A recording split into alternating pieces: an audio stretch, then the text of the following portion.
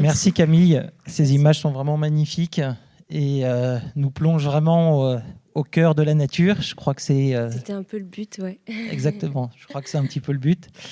Euh, donc sur ce temps qu'on va avoir ensemble, on va essayer déjà que tu nous expliques un petit peu comment on devient une vidéaste nature et animalier. Ce qui nous intéresse aussi, enfin je pense qu'il intéresse aussi tout le monde, c'est comment une femme devient vidéaste nature. On voit qu'on est dans un milieu hostile. Donc, est-ce que tu peux nous expliquer un petit peu ce parcours qui t'a amené là? Et puis après, on parlera dans un second temps plus spécifiquement du film. Ouais. Alors du coup, de base, je viens d'une école de cinéma à Bruxelles. Bonjour à tous, en fait, j'ai pas dit bonjour. En fait, je viens d'une école de cinéma à Bruxelles. J'ai fait 2 ans d'études et puis j'ai complètement arrêté mes études. Et je suis partie voyager en Australie, où j'ai fait un grand voyage là-bas d'un peu moins d'1 an. Et, et je pense que ça a été une première découverte de la nature, mais à l'étranger pour le coup. Et ensuite, quand je suis revenue, j'avais toujours ma caméra avec moi. Après mes études, après l'arrêt de mes études, j'étais toujours avec ma caméra. Ça restait ma passion, le truc qui vraiment m'animait, mais je savais pas comment l'utiliser, vers quoi aller, quel sujet j'allais traiter en fait.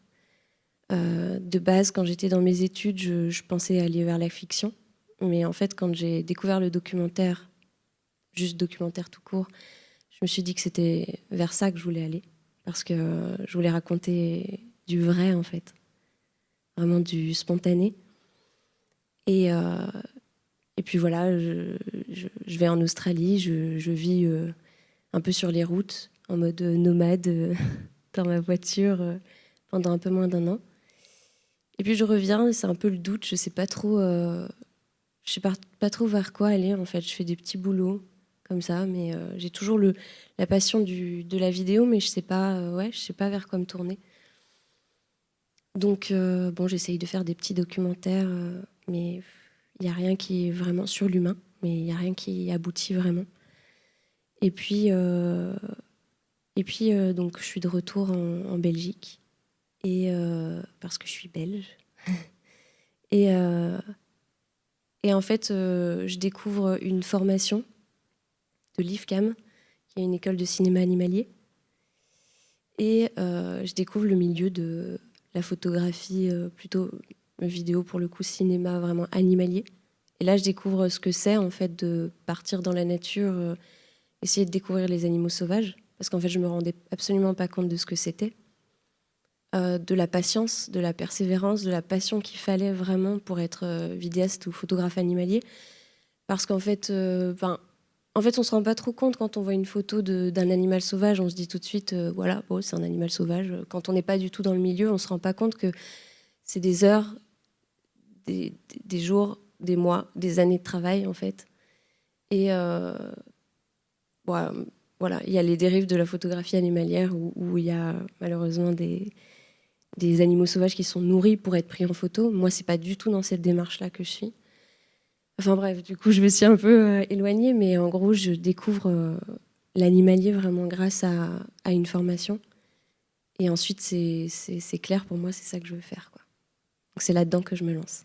Ouais, donc on voit en fait qu'il y a une fibre qui est là, une intention en tout cas qui est là. Souvent, on se pose la question dans les vidéastes, dans ce qu'ils font, est-ce qu'on est vidéaste voyage, aventure, tout ce qu'on veut par opportunisme ou réellement par intérêt, est-ce que c'est quelque chose qui nous anime? Là, on voit donc que cette intention première, elle est là.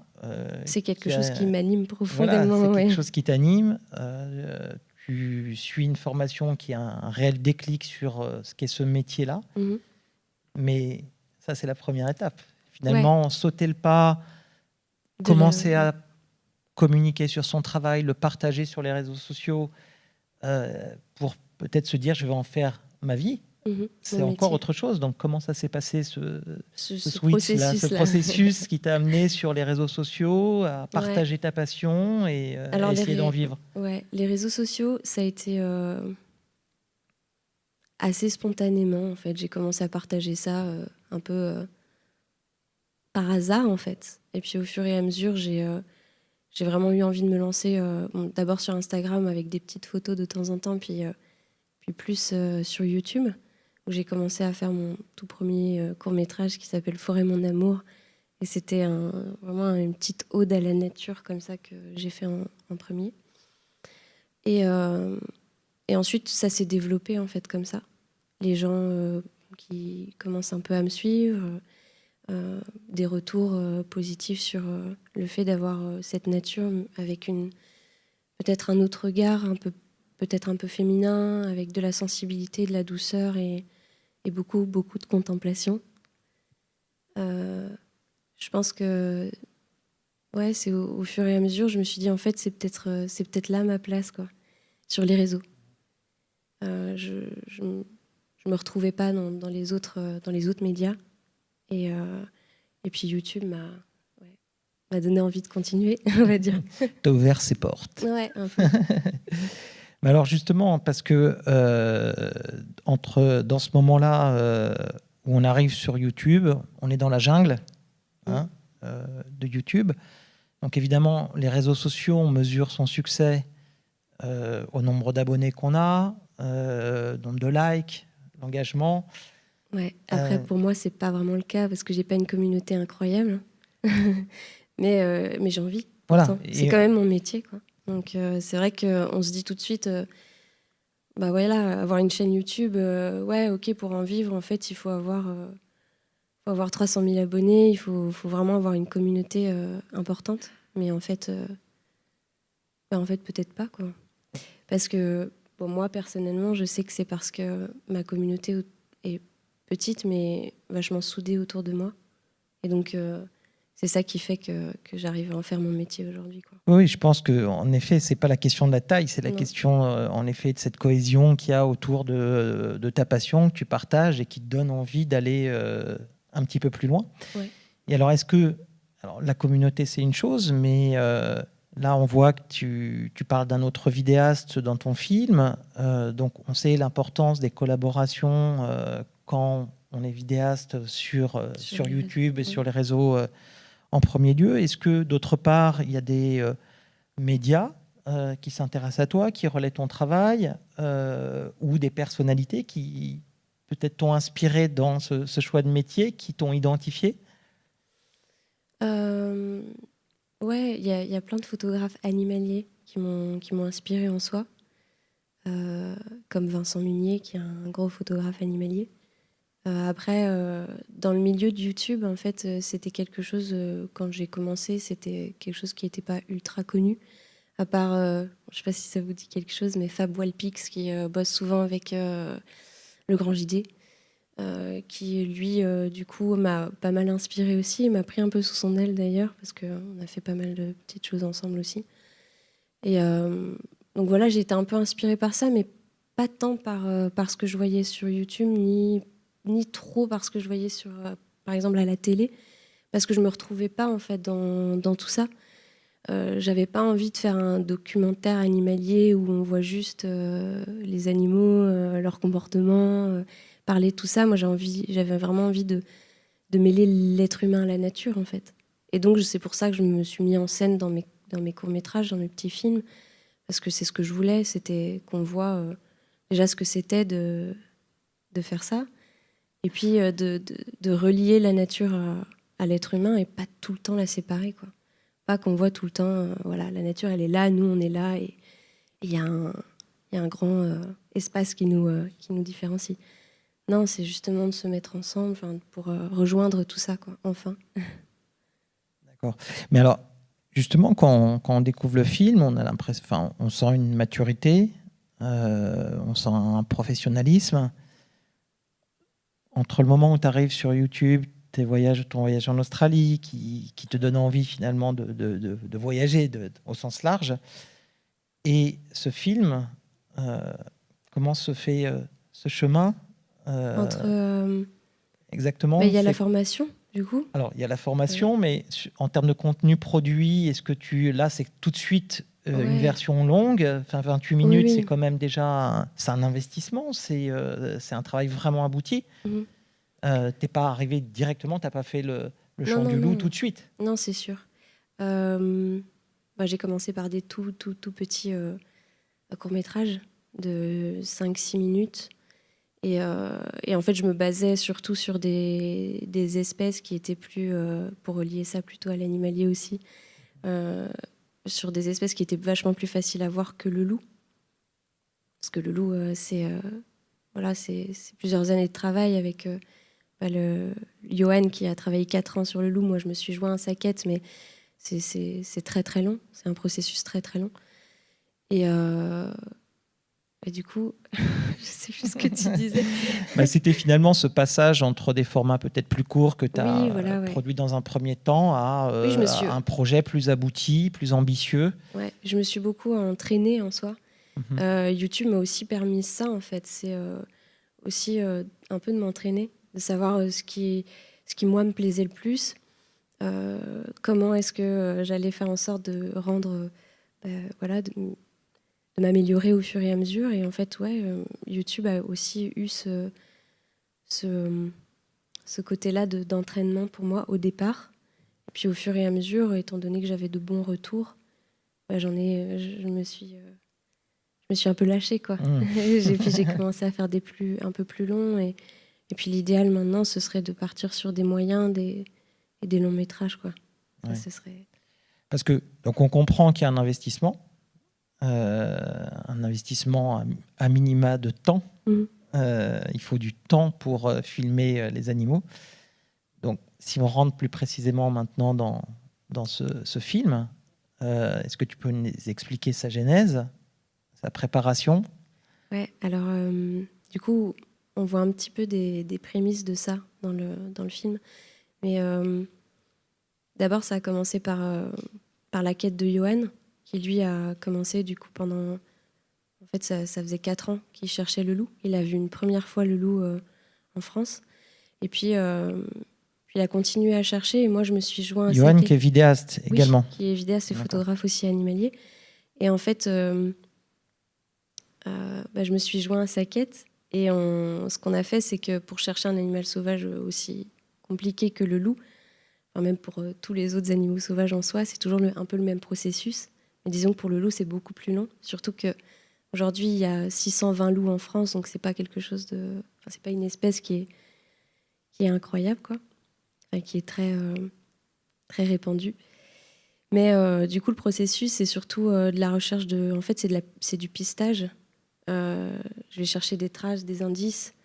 Dans la neige, par exemple, il y avait des facilités à trouver des empreintes, des carcasses, des choses comme ça. Et puis après, au fur et à mesure, en fait, on met des caméras automatiques. On voit ce qui se passe la nuit. On se rend pas compte là dans le film, mais en fait, il y a tellement de rush, de vidéos d'animaux de toutes sortes qui passent devant les caméras automatiques. Et puis, au fur et à mesure, on resserre de plus en plus l'étau, en fait. Parce que le loup, ce qu'il faut savoir, c'est qu'il a plusieurs centaines de kilomètres de territoire. Et donc, du coup, c'est énorme. Donc, on passe du temps à d'abord mettre des caméras automatiques quelque part. Et puis, en fait, c'est pas le bon endroit. Donc, on passe à un autre endroit où on place aussi des caméras automatiques. Puis, c'est toujours pas le bon endroit. Et puis, donc, on continue notre recherche. Et en fait... au bout d'un moment, on tombe vraiment sur l'endroit qui est juste parfait et où, à cette période-là, il y a une meute de loups. Là, ils étaient peut-être 4 ou 5 loups. Et puis voilà, on les voit sur les caméras automatiques. Et nous, on est sur place. Donc, on y va tout de suite. On passe des journées entières à faire des affûts. On reste fixé, camouflé avec nos filets de camouflage et puis avec un bon vent pour essayer de ne pas se faire repérer et puis on espère, on croise les doigts et à chaque fois c'est comme ça, très tôt le matin, avant le lever du soleil et vraiment aux premières lueurs du jour et puis tard le soir au moment du coucher du soleil parce que c'est à ce moment-là qu'ils sont plus actifs et là on espère, quoi. Oui, parce que ce qu'on comprend finalement, c'est que c'est pas un temps plein dans la nature. c'est des moments, c'est vraiment un temps très long déjà en termes de jours. Et puis, c'est des moments dans la forêt, des moments chez soi. Enfin, ou en tout cas, Ben, en fait, ça vous dépend. n'êtes pas resté 2 mois en pleine forêt à camper. On est resté 1 mois. D'accord. Après, là, on était dans un véhicule aménagé. Donc, c'est pas la même chose que d'être en tente, surtout quand il y a de la neige. Mais ça peut arriver aussi, par exemple, là, d'ici le mois qui suit, je vais refaire un travail sur le loup. Et je compte là partir du coup en autonomie, un peu plus dans le dur, quoi. Mais du coup, en fait, ça dépend à quel moment de la quête on est. Parce que oui, quand on pose des caméras automatiques et qu'on doit les laisser pendant 1 mois, 2 mois, parce que ça prend du temps de voir s'il y a oui ou non un passage de loup et s'il est présent dans une zone. Oui, à ce moment-là, en effet, c'est des moments de retour à la nature, puis on revient chez nous, puis enfin, voilà. Mais quand on est dans un moment où on les entend presque tous les soirs, vraiment, c'est une ambiance déjà incroyable. Et en plus, là, on est obligé d'être sur le terrain. Si on veut essayer de pouvoir le voir, il faut y être tout le temps, quoi. Donc oui et non en même temps.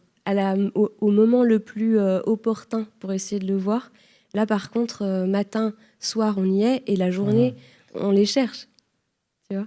Oui, bon, en Donc, tout cas, y a... c'est une immersion à Ah 100% ouais, et il n'y a pas d'autre chose, j'imagine, à ce moment-là dans la Ah tête non, que non, c'est cet le loup. objectif C'est l'obsession. à atteindre.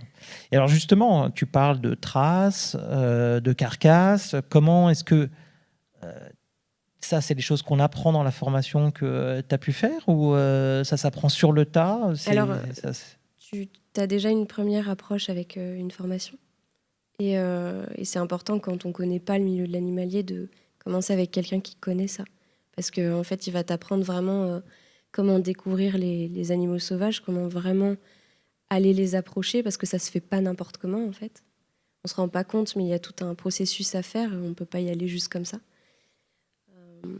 Mais du coup, on commence un peu avec la formation à découvrir ça, à découvrir, ok, c'est quoi les empreintes, comment les différencier par exemple d'une empreinte de chien, ou alors, ce qui est assez compliqué d'ailleurs. Puis, toutes les autres espèces, on essaye de différencier, on essaye de comprendre, et puis on lit dans des bouquins. Il y a tout ça, en fait. C'est constamment de l'apprentissage. Et en fait, la nature, elle est tellement incroyable qu'il y a tellement de choses à apprendre. Elle m'apprend tellement de choses tout le temps, quoi. C'est une évolution, une évolution de dingue, et c'est un émerveillement de dingue tout le temps. C'est magique.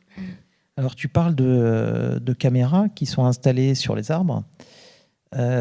Sur la partie matérielle, justement, on voit qu'il y a des plans aériens. Il y a différentes façons de tourner. C'est quoi l'équipement quand on fait ce type de vidéo?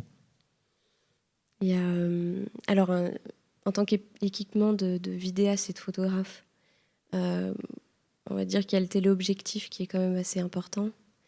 Après, moi, j'ai un 300 mm, donc je ne sais pas si ça vous parle, mais en tout cas, c'est pas non plus une focale incroyable. On peut aller vers du 600, même plus. Mais c'est tout de suite très lourd. Moi, j'ai préféré avoir quelque chose de plus court pour peut-être avoir aussi l'ambiance des animaux sauvages et pas tout de suite être en gros plan. Mais du coup, il y a ça, et il y a plusieurs boîtiers. Il y a un drone que je prends avec moi. Il y a les caméras automatiques. Alors, c'est toi qui est derrière tous ces outils, finalement? Ah oui, clairement. C'est moi qui m'occupe de tout. Et puis voilà. En termes d'équipement vraiment sur soi, là, c'est important d'être vraiment camouflé. Et du coup, on va utiliser des combinaisons un peu 3D, un peu comme à l'armée ou quoi, pour Oui, on se utilise camoufler. les équipements de chasse Oui, aussi, militaires. ouais, clairement, C'est ça n'a juste pas du tout la même c'est pas du tout, on finalité. est bien d'accord. Mais c'est ça, c'est utiliser en fait tout ce qui peut nous camoufler le mieux en forêt ou en nature, et puis il y a tellement de processus parce qu'il faut faire hyper attention au vent, par exemple, parce que les animaux sauvages sentent très, très, très bien par rapport à nous. Et du coup, ça, il faut faire très attention. Et puis ouais, il y a plein de choses. Il faut se cacher la peau parce que c'est ce qu'ils voient en premier. Les yeux, en plus, on a des yeux de prédateurs, donc c'est quelque chose qu'on doit cacher aussi le plus possible. Et puis, il faut se placer aux bons endroits. Il faut vraiment repérer les zones de passage, pas se mettre trop près, pas se mettre trop loin, pas les déranger. Voilà, il y a tout un processus à faire. D'accord, donc ça, c'est le processus pendant le tournage. Ouais. Au Après niveau le tournage. montage, ça a pris combien de temps de monter monter. ce film? J'en sais rien. C'est pas toi qui as travaillé sur le Si, montage? si, c'est moi qui ai monté le film, mais je sais pas combien de temps ça m'a pris. Ça m'a pris beaucoup de temps parce que j'ai dû dérusher tellement de temps, en sachant que on est resté 1 mois, mais il y a aussi des périodes où j'ai filmé avant, j'ai filmé après. Enfin voilà, il y a plein de choses. Je sais même pas dire combien de temps ça m'a pris pour monter. Je sais que ça m'a pris du temps et qu'à la fin j'étais contente de le sortir. Ça m'a libérée d'un poids, mais je sais pas combien de temps exactement. Oui, on comprend finalement sur ce film que l'intention, elle n'est pas du tout, elle n'est pas mercantile. C'est pas opportuniste, c'est pas se dire tiens, je veux être vidéaste animalier, ça va peut-être marcher. Non, on sent que finalement Non, c'est clair. Si je faisais, c'est toi, c'est la quête de toi un peu à travers cette quête du loup. Ouais. Et C'est voilà, une c'est passion, quelque chose en voilà, premier. qui n'impose pas de limite, pas de limite de temps, pas de limite de moyens finalement, même si on comprend, tu dors en van. Enfin, il y a une économie derrière, une économie du peu Ouais, peut-être. du Mais très peu, ouais, du minimalisme. Mais, mais ouais, il y a de l'investissement. Il y a beaucoup d'investissement. Mais c'est tellement un métier de passion, en fait, parce que pour faire ça, il faut vraiment être passionné, quoi, pour se geler les fesses pendant 2, 3 heures, 4 heures dans le froid, dans la neige, c'est clair, il faut être passionné, ouais, c'est sûr. Mais c'est trop bien. alors justement, comment on fait pour vivre de sa passion? Ouais. Parce qu'on sait que tu as passé du temps sur ce projet-là, mais on sait qu'on ne peut pas le faire chaque année. Hein, c'est trop d'investissement et sans financement, ça devient compliqué. Donc, Ouais, c'est comment sûr. justement tu vis aujourd'hui économiquement cette vie de vidéaste? Alors, il y a plein de choses. Du coup, je suis basée vraiment sur les réseaux sociaux. Donc, Instagram, YouTube, un petit peu Facebook, mais c'est surtout Instagram et YouTube. Et ça va se baser sur plus ou moins 4 ou 5 choses. Moi, c'est vraiment basé sur ma communauté. Donc, surtout sur les personnes qui me suivent. Et en fait, ça va surtout être... par exemple, j'organise des stages de photographie et de vidéo animalière où j'emmène une personne en individuel à découvrir le monde des animaux sauvages avec respect et éthique. Et ensuite, il y a aussi il y a les tirages photos que je fais sur du papier écologique que je propose en édition limitée sur mes réseaux. Donc c'est directement euh, ma communauté qui me les achète. Et ensuite, ça va être de temps en temps des partenariats sur YouTube et aussi un financement participatif. Et encore une fois, ça, c'est ma communauté qui est là derrière moi. En gros, c'est vraiment basé là-dessus, quoi. Et puis oui, il va y avoir un tout petit peu de revenus de YouTube, mais c'est vraiment rien, pas grand-chose. Et, et voilà, et c'est surtout basé là-dessus. Mais c'est vrai que je vis avec très peu, du coup, aussi. Et je suis dans un mode de vie qui est, voilà, dans un véhicule aménagé. Je vis aussi dans une tiny house quand je suis fixe en Belgique et je suis voilà, dans cet esprit-là de minimalisme et du coup, je dépense pas énormément non plus. Mais voilà. Et Ça du te coup, c'est pour ça. correspond, Mais ça me en tout correspond cas. très bien, oui. Et intègre par rapport à ce choix de vie. Ouais, Et, totalement. Ouais. et, C'est en lien avec mes valeurs et ce que je veux, quoi.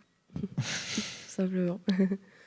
Mais typiquement, sur le chant du loup, c'est une vidéo qui a fait combien de vues, même si ça importe peu dans l'absolu. Enfin, c'est pas là-dessus que se juge la qualité d'un travail. Et ça, c'est une règle. Hein. Sur YouTube, les meilleures vidéos sont rarement celles qui ont fait le plus de vues. C'est clair. Ouais. Mais celle-ci, est-ce que finalement, et si on parle un peu de marketing, de chiffres, de statistiques, est-ce que ce film a été vu au-delà de ta communauté ?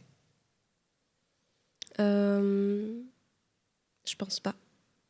Parce qu'il doit avoir peut-être fait 15 000 vues. J'ai pas les chiffres en tête là, donc je sais pas te dire. Mais non, mais c'est sûr, après, c'est un secteur qui est de niche aussi. Donc c'est pas quelque chose qui est très, très développé. Mais j'essaye de le développer au fur et à mesure aussi. Mais ouais, donc mais ça veut pas dire que tu peux pas en faire ton métier, en fait. C'est pas parce que tu fais que 15 000 vues sur une vidéo que... On est bien d'accord. Que tu peux pas, ouais. Voilà.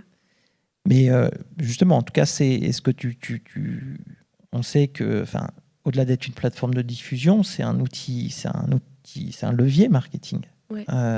Les réseaux sociaux sont des leviers marketing. Mm-hmm. Et est-ce que tu es attentive quand même à ça ? Est-ce que tu suis l'évolution de ton audience, de ta communauté ? Est-ce que tu essayes de comprendre qui ils sont, même si je pense qu'ils sont souvent, ils se retrouvent dans ce que tu es ?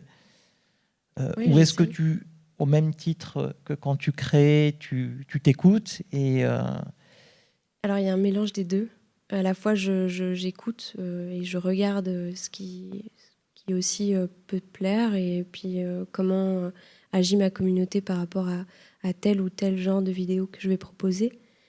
Mais en fait, ma communauté, elle est très réceptive à ce genre de contenu parce que, en fait, je pense que ce qu'ils viennent rechercher sur mes réseaux, c'est ça. C'est de la nature, un peu d'évasion, de la douceur, de la sensibilité. Enfin voilà, c'est ça qu'ils viennent chercher, je pense. Donc ils se retrouvent là-dedans.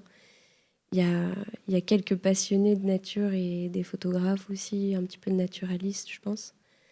Puis il y a des gens qui connaissent pas du tout la nature. Donc il y a un entre-deux. À la fois, je vais écouter ça, mais je vais aussi beaucoup m'écouter parce que je veux rester en lien avec ce que je propose. Je veux pas juste sortir quelque chose parce que ça pourrait faire un buzz ou quoi. Je suis pas du tout dans cette démarche-là. Je suis plus dans une démarche vraiment de créer moi ce qui me correspond et ce qui me passionne et ce que j'ai vraiment envie de transmettre en fait. Mais justement, quand tu t'écoutes, il y a cette question aussi, toi, une femme, au milieu de la nature, est-ce qu'il y a des moments, et ça interroge ce métier-là par rapport à la condition féminine, est-ce que on a compris que tu suivais ton instinct quelque part, mais l'instinct parfois peut amener des mauvaises rencontres. Le loup, c'est quand même un animal qui fait peur. Enfin, on sent quand il y a on entend la meute au loin. Ouais. Voilà, hein, ça tremble un petit peu à ce moment-là. Peut-être d'excitation. Ouais, on se rend limite pas assez compte parce que quand on est vraiment en plein milieu de ça, c'est encore plus immersif et c'est encore plus fort parce qu'en plus on les cherche depuis longtemps, donc il y a aussi cette excitation-là. Mais c'est vrai que c'est impressionnant de les entendre aussi près, de vivre ça là, juste, ils sont à quelques centaines de mètres, on les entend, c'est fou et c'est très très prenant. Je dirais pas que ça fait vraiment peur parce que nous, on n'est pas vraiment dans cette démarche-là parce qu'on a tellement envie de les voir qu'en fait, voilà. Mais pour le côté, peut-être, moi, en tant que femme, quand je me retrouve plutôt seule sur des projets, parce que ce projet-là, c'était pas un projet où j'étais seule, mais il y a beaucoup de moments où je suis seule dans la nature parce que voilà, l'animalier, c'est aussi ça, c'est beaucoup de solitude. Donc, parce que sinon, ça marche pas. Et en fait, tu vois, tu disais, tu suis ton instinct. Et parfois, ça peut t'amener à faire de mauvaises rencontres. Mais en fait, mon instinct m'aide à justement pas en faire. Tu vois, quand je tu sens gardes pas. les pieds sur terre. Ouais, profondément. j'essaye. Ouais. Parce que, en fait, quand je sens pas un lieu, bon, là, on parle pas des animaux sauvages, clairement. Enfin, c'est pas mon cas. Moi, j'ai pas peur des animaux sauvages, mais j'aurais plus peur des rencontres humaines que je pourrais faire. Bah justement. Voilà. Mais mon instinct va peut-être un peu me sauver dans des endroits où je le sens pas, en fait. Et où je sens pas que je dois rester à cet endroit-là et je pars dans ces cas-là. Mais j'essaye un petit peu dans mes vidéos aussi de partager le fait d'être une femme seule en pleine nature. C'est peut-être... on a beaucoup d'idées reçues par rapport au fait d'être une femme seule quelque part. C'est vrai que c'est quelque chose dont on a peur, nous, en tant que femmes, parce qu'on se dit, on nous a répété, en fait, constamment qu'on était en danger quand on se retrouvait seule. Mais alors, je dis pas que c'est pas le cas dans certaines circonstances, mais disons que en pleine nature, perdue comme ça dans la montagne, c'est rare qu'on fasse des rencontres déjà, des rencontres humaines. Donc, Mais ça arrive. oui, ça arrive. Non, je dis ça arrive en pensant aux autres Aux photographes. Ah Non, ouais. pour le coup, aux Oui. personnes qui font le même métier que toi Ouais, et que tu as pu rencontrer comme ça. Oui, c'est clair, on peut rencontrer des photographes aussi cachés quelque part et puis on les découvre en plein affût ou quoi. Ouais, mais c'est vrai que dans mes vidéos, j'essaye aussi de partager partager aussi ce côté, une femme seule en pleine nature, c'est peut-être pas si dangereux que ça. Et moi-même, j'essaye de contrer aussi ces peurs que j'ai en tant que femme.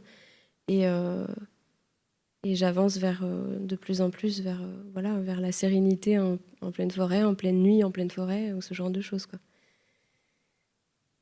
Alors, on va arriver au bout de cette masterclass. Quels sont tes projets? Est-ce que tu as des films en préparation, des contenus différents qu'on va retrouver sur tes différents réseaux? Alors, là, je suis venue ici pendant 2 jours à Bordeaux, mais en fait, j'étais en Norvège, dans la toundra norvégienne, donc c'est un peu différent là de me retrouver ici.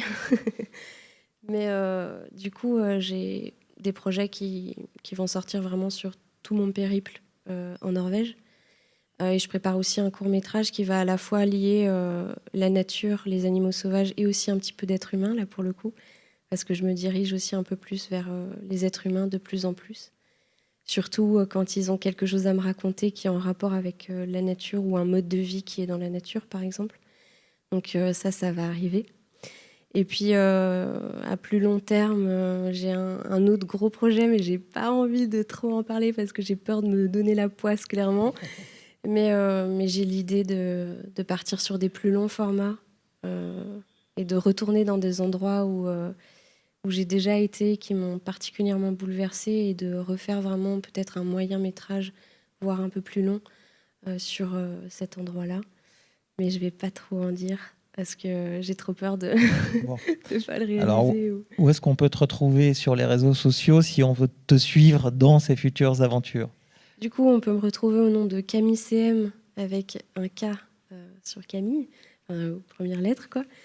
Et ce sera sur tous les réseaux, donc sur Instagram, sur YouTube, un petit peu sur TikTok et sur Facebook aussi. Bon. En tout cas, si vous avez des questions à poser à Camille tout à l'heure, vous aurez l'occasion, après de la sélection officielle du Wonder France Festival, donc vers 20h45, vous aurez la possibilité d'échanger avec elle autour d'un verre. Voilà. Avec grand plaisir. Merci N'hésitez Camille. pas. Merci.